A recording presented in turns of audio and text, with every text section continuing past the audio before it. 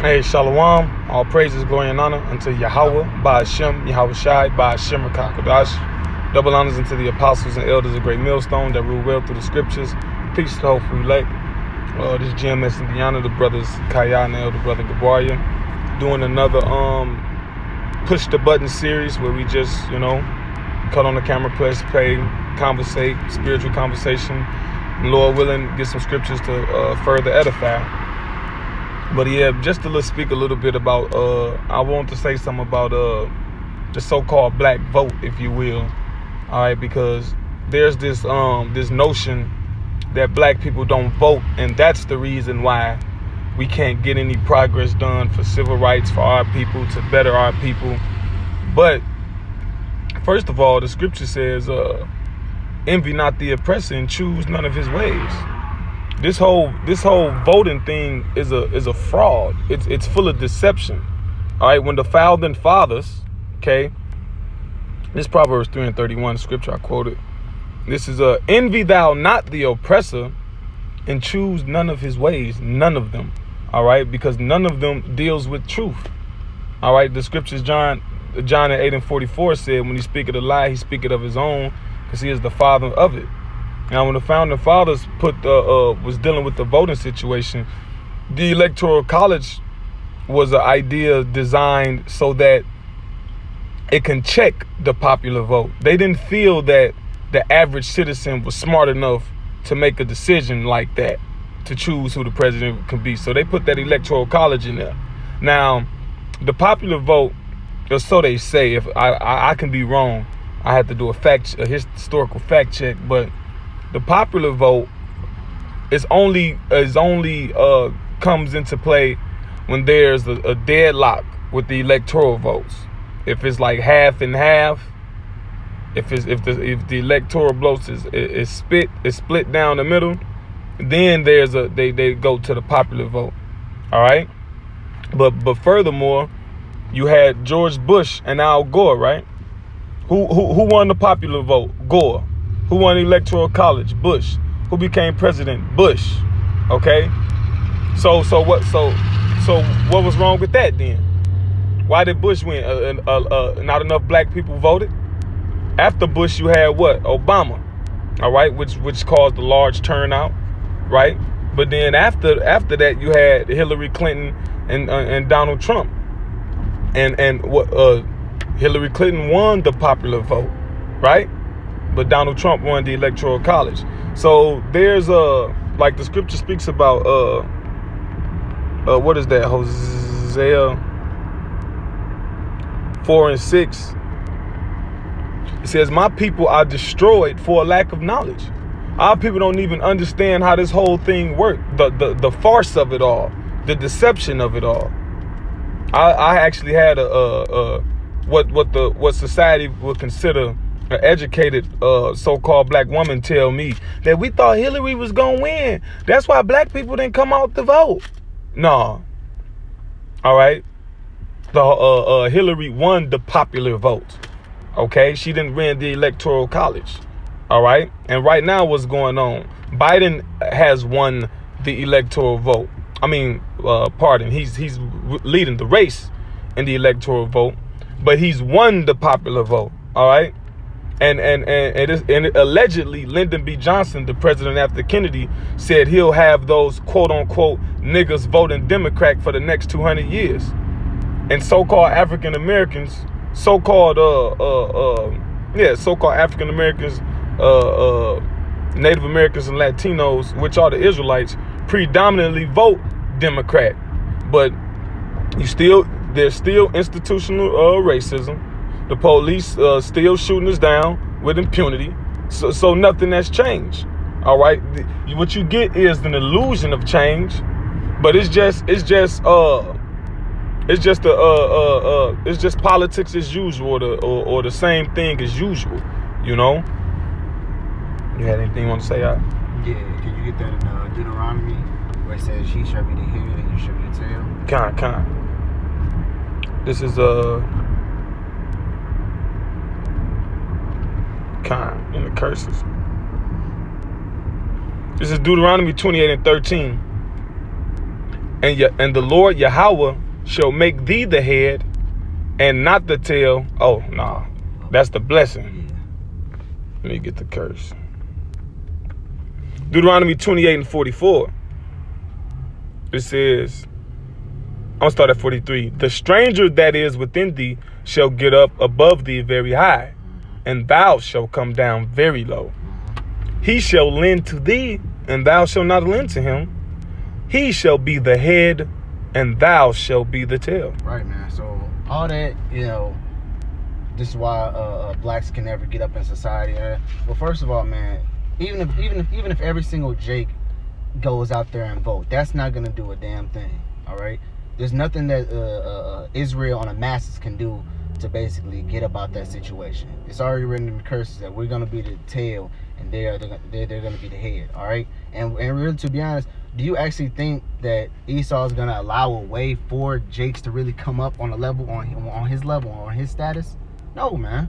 I don't know what. I don't care what type of fallacies or what type of illusions that the so-called white man put out there, though. But ultimately, the reality is that he doesn't even want you to be on his level, and that goes for any Edomite, man, whether it be a low level Edomite or upper elite, No Edomite wants a Jake to be on their level, man. You can see that in the work schedule, man. You see how a CEO will put basically all the chief, all the general managers, heads, all be Edomites, Mm-hmm.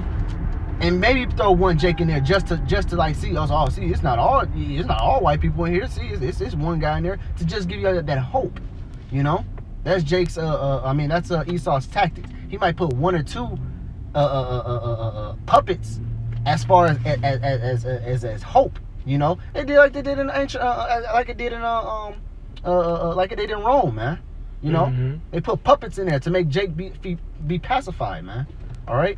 So really, to be honest, there's nothing Israel can do to get above or to get to have that over accomplished. Oh, we're doing well for ourselves now, because people forget this is supposed to be a punishment to us, man. That's why Jay can never prevail. That's why Jay can never how can I say live a decent or a successful life, man. Because this is our punishment. We're not supposed to live successful in our punishment. All right. Now the Lord's not going to completely destroy us where we're just struggling every day and night. But guess what? We're maintaining. That's what poor means, man. You live day by day. You make just enough to get you what you need that day.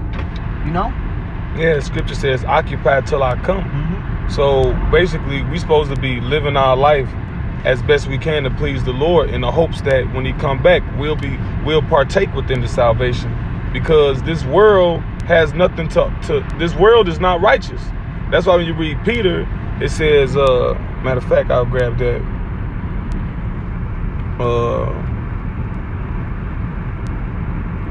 This is 2 Peter 3:12. Looking for and hastening unto the coming of the day of the Most High, wherein the heavens being on fire shall be dissolved, and the elements shall melt with fervent heat. So that's the future of America. So if I know that that's the future of this place, then I need to be making my relationship with the Lord much firmer and much stronger, and that we don't get caught up in that, because the scripture speaks about that before the Lord come back, wickedness would increase with phenomenal heights, man. And as we've been living, wickedness has been flourishing. This is 2 Ezra 5:2. But iniquity, which is wickedness, evil, all right, shall be increased above that which now thou seest, or that thou hast heard long ago. And when you look at America from its height, its glory days, the Industrial Revolution, the 40s and the 50s, and then when it started declining, the 60s, the 70s, what has been declining? The morality. People got less faith, even though people didn't, even though Christianity isn't the truth. But when people were in the 50s and 60s, people had a larger sense of morality.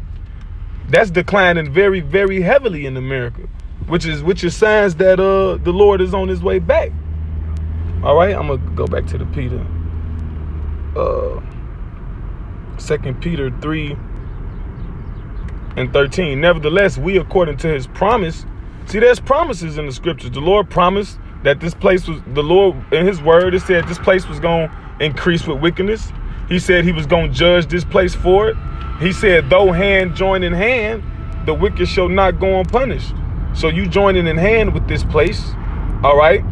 And this place is going to be your downfall, all right? Let me, It says, what did they say? After, basically, knowing all these things, they did not turn from their wickedness. oh, yep.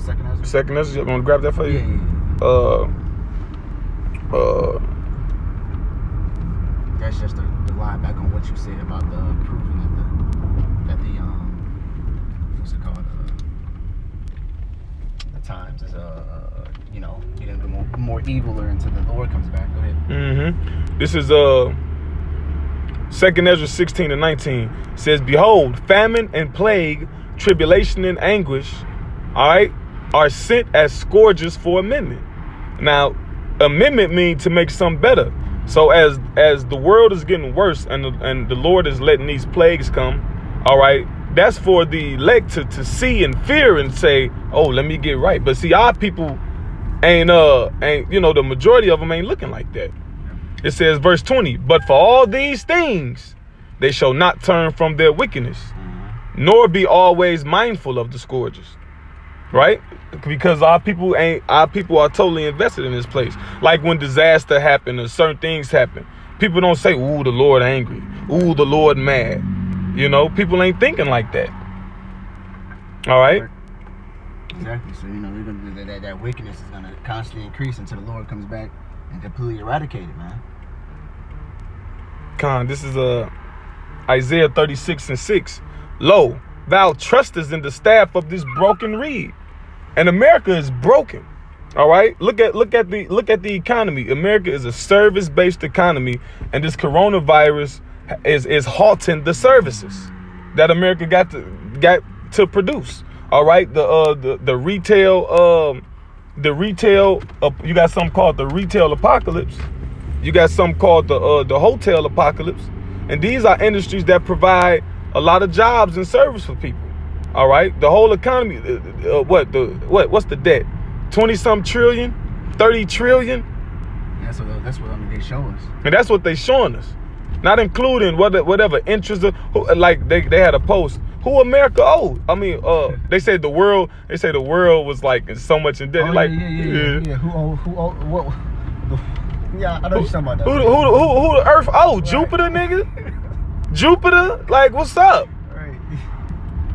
All right, it says on Egypt, and this place is spiritually Egypt, okay? Whereon if a man lean or basically trust, or you got hope that this will support you, it said it will go into his hand and pierce it. All right, so it's gonna harm you. All right, trusting in this place is gonna be your downfall. It's gonna do more harm than good. You're looking at this place for salvation, where when you actually do that, you actually do what it's called, trusting in it, it's actually gonna pierce and it's gonna hurt. And you're gonna be pricked. Oh, remember the scriptures say, you shall never trust thy enemy, for as it said, you'll be pricked with my words. Yeah. but this gonna be, physical. You're gonna be, because it says, so is Pharaoh king of Egypt to all that trust in him. All right, now the spiritually, the modern day Pharaoh, because a Pharaoh is nothing but a ruler or a king. All right, president, if you will, prime minister, the man in charge. Yeah. So that's what you got to expect. This is a two-way street. Yeah, bruh. The fuck is this, horse and buggies? But that's what you got to expect from definitely Joe Biden. Even people realizing, even though both choices are bad choices, people realizing that, even so-called black people realizing that Biden is gonna be worse and Trump gonna be, it's like gradually worse. You know what? And it's crazy because they didn't start realizing this until the election started happening. Like a lot of people were going for it when the election was like kind of started, everybody voted for him, whatever. But then I seen a lot of people wake up to him when it was already like basically finished. Like, you know, back when all the balance, you know, I actually seen one person said, damn, we probably made a mistake. You know, like they starting to realize, like, damn, we probably fucked up voting for this guy now. You know, at least with Trump, they kind of can like predict. I mean, but the thing about Trump is they probably, you know, if Trump fucked up or if something happened, you know, if Trump do some fucked up shit, that's expected. Like, oh, okay, we kind of know how far Trump will go. With Joe Biden, it could be a whole different case. Like, we don't know how fucked up this guy is. You know, he could be, you know, 10 times worse than Trump. They don't know, you know, because what? Jake don't do the study. Right. You know? And what we do know is he been a senator for 47 years. Yeah. So what we know is he helped author the 94 crime bill that saw the increase of so-called African Americans increase 100%. Yep. And we also know that he blocked legislation to prevent integration in schools and neighborhoods. We do know said that He a liar. he is a liar. Like habitual, like damn, like he'll lie blatantly and like won't give two fucks. A dark winter. Yeah. And then when you Google Dark Winter, it's an operation which spoke about how they would lock America down with smallpox, I think. So they make all these anyway, man. I mean, we can go on about shit how fucked up Biden is, like, but shit. Think we draw the poll home? Yeah, I ain't had nothing else to add. So with that, Lord willing, this was an edifying list to the hopeful elect. Okay. Once again, we're gonna give all praises, glory, and honor unto Yahweh, by Hashem, Yahweh Shai, by Hashem, Kakodash, Shalom, wa Abba Babal. Shalom.